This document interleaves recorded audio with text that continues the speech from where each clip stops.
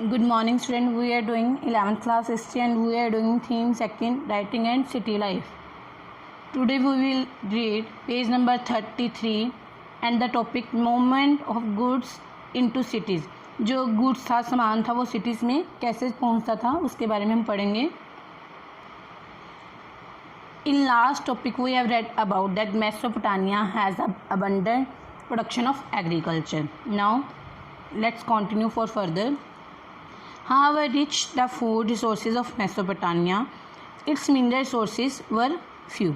कहते मेसोपोटामिया में चाहे फूड रिसोर्सेज खेती बाड़ी से जो उन्हें फूड मिलता था वो बहुत अच्छा था, वो बहुत अधिक था, लेकिन उसके मिनरल सोर्सेज बहुत कम थे. वहाँ में मिनरल्स बहुत कम पाया जाता था.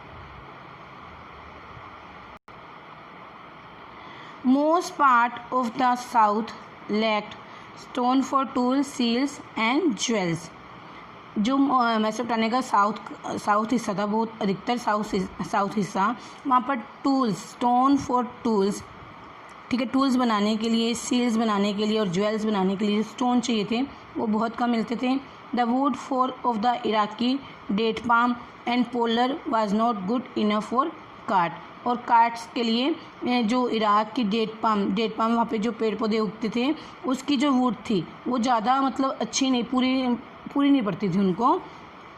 कार्ट व्हील्स और बोट्स, मतलब कार्ट व्हील्स बनाने के लिए, बोट बनाने के लिए और कार्ट बनाने के लिए उन्हें लकड़ी चाहिए थी, पर वो जो इराक के मेसोपोटामिया के इराक के डेट पाम पेड़ों से जो लकड़ी मिलती थी वह पूरी नहीं पड़ती, उनमें कम पड़ती थी उन्हें. And there was no metal for tool, और उनके पास मेटल भी नहीं था टूल के लिए, मतलब ना तो उनके पास स्टोन पूरा पड़ता था और ना ही वुड और ना ही मेटल.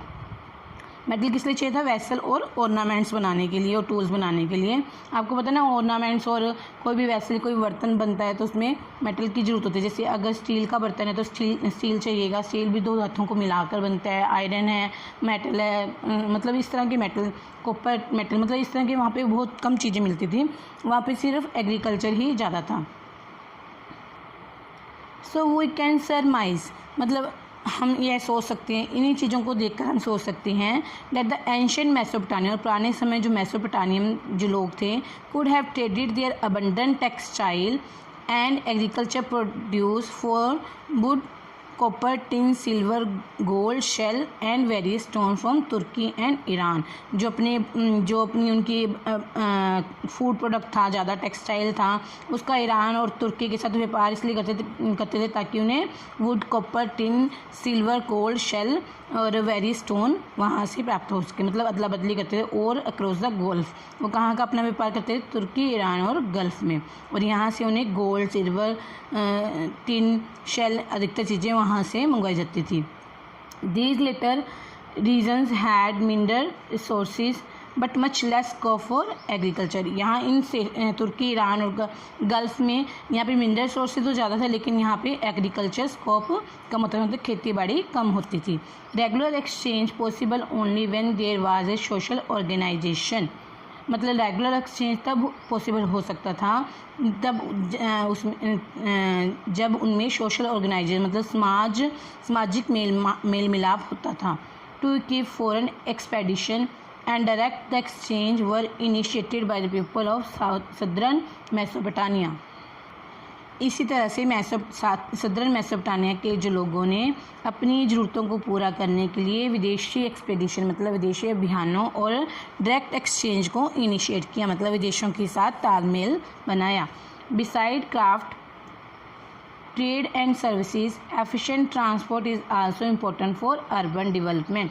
अब क्राफ्ट, ट्रेड और सर्विसेज के अतिरिक्त ट्रांसपोर्ट भी अर्बन डेवलपमेंट के लिए ज़रूरी था, मतलब ट्रांसपोर्ट भी चाहिए था, यातायात का साधन भी होना ज़रूरी था. If it take too much time और too much animal feed to carry grain और charcoal into cities on pack animal और बुलक कार्ट्स.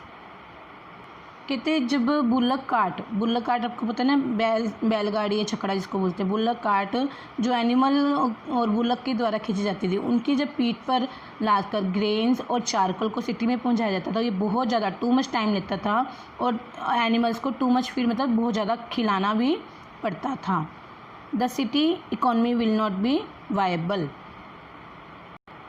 और जो शहरी व्यवस्था थी यह खर्चा उठाने के लिए संभव नहीं थी, मतलब तैयार नहीं थी। इतना ज़्यादा खर्चा आता था कि कोई भी शहर उनका एनिमल्स का ज़्यादा खर्चा नहीं उठा सकता था। The cheapest mode of transport is everywhere over water.